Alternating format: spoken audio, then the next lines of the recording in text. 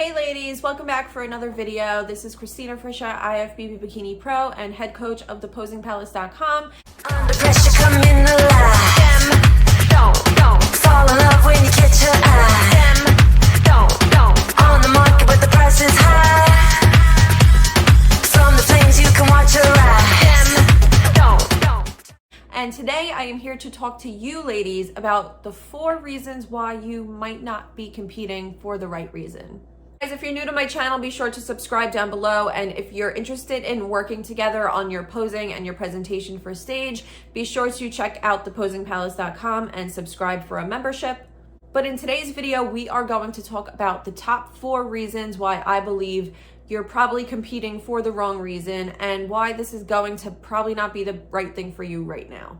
If any of these 4 reasons that I told you today resonate, then that's something that you need to think about and try and decide if this is really the right thing for you to do right now, or if you have some work that you need to do to make yourself a better person so that the judging panel and so that the feedback that you receive is not something that you take so personally. So upsetting. These are reasons that I see all the freaking time with girls in this sport. It seems like everyone is in such a rush to throw on a sparkly bikini and to get on stage, and they wind up doing really harmful things to their body just to be able to get stage ready, when their body was literally telling them, we can't do this, we're not ready to do this, and fighting them every step of the way. But ego, they can't say no, they got to continue the journey, they can't listen to their body, and then they want to blame the sport of competing as to why they're messed up, why their bodies don't work, why they have metabolic issues, thyroid issues, hormonal issues. It's not the sport, honey, it was you. And You do not have to do these things to be successful. Let me be the first one to tell you, I made mistakes in 2015, my first year competing, that now that I'm back the past 2 years have never made and would never make again. A lot of girls create irreversible damage to their body, and it's not fair for those of us who are taking the time, dedicating the time, have the patience, and step on stage when we're ready, because they're setting a bad example for what it takes to actually compete as an athlete, and they're setting a bad example for those of us who are doing it the right way. They're making it seem like everyone is doing it like this. You absolutely have to be in a good place in every area of your life if you want to do a show prep and be able to take it seriously. I started competing in 2015, like I mentioned, and the reason why I got into it was because I wanted something that was going to keep me in the gym consistently. At that point, I was doing pro wrestling training, and I was kind of getting my butt handed to me during my training sessions because I was out of shape.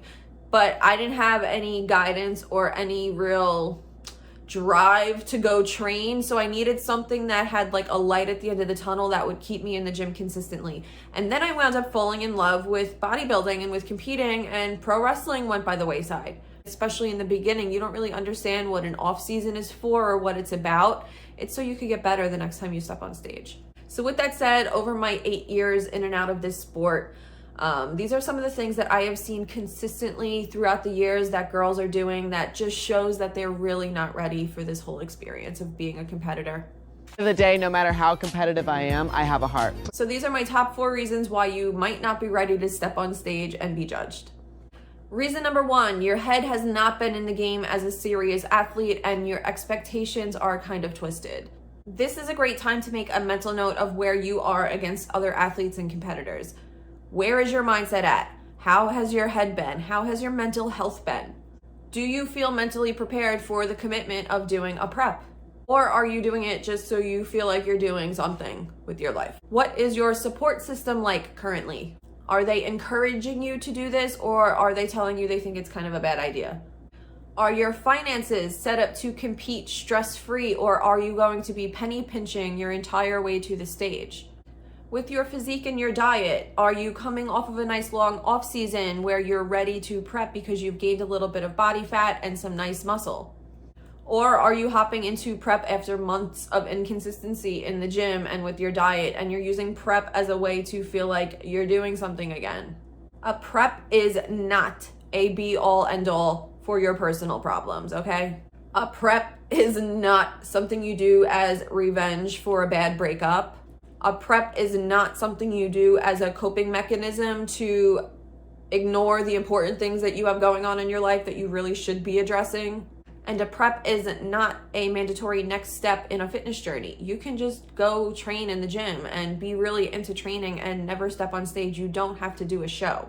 Are you doing your first or second show as an amateur still and you're worried and freaking yourself out because you don't look like Jen Dory or Maureen on stage yet? This is a good indication that you are not being realistic with yourself.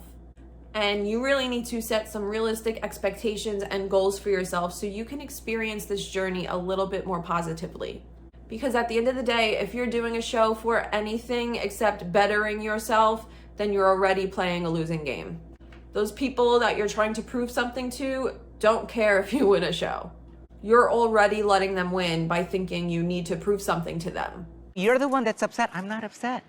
Do I look upset to you? So reason number 2 is you take it super personally when anyone gives you any constructive criticism or feedback about yourself. So this is someone who tends to kind of hyper focus on the things someone says that they can improve about themselves, and instead of taking it as constructive criticism, as feedback, they take it as an insult. These people tend to want to then hurt this person back or belittle them or insult their intelligence because they just don't want to hear what someone else has to say to them. And they just can't not take stuff personally. And I think we all know someone who's like that. I can't specifically point out what you said, but I know that whatever you said, it didn't hurt me. If you're getting into bodybuilding, this is the sport of being judged on stage. So if you're not ready to listen to what the judges on stage have to say, and you're gonna say that they don't know what they're talking about, they're all a bunch of idiots, blah, blah, blah, blah, blah, you're not into this sport for the right reason. If you think you know it all, if you think you're perfect already, what are you in bodybuilding for? This is a sport of building the body, building the mind, building every part of you so you can be a better person every time you step on stage. And yes, I understand that the feedback that you get is personal to you, so you are going to take it personally, but please understand that there's a difference between hearing the feedback and wanting to grow and get better, or hearing the feedback and wanting to quit and cower in the corner and play the victim. There is no finish line. There is no end goal. There is no perfection to achieve in bodybuilding. You could be Miss Olympia and still get feedback, and that's okay. That's the point of the sport.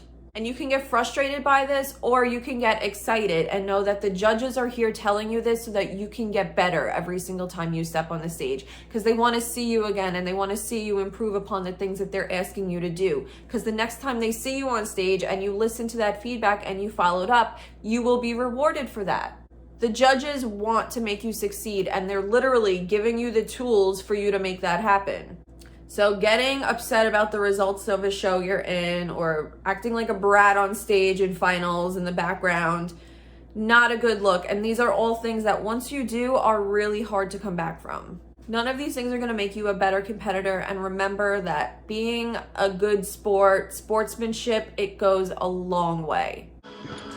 It's okay. Bye. Oh, love you.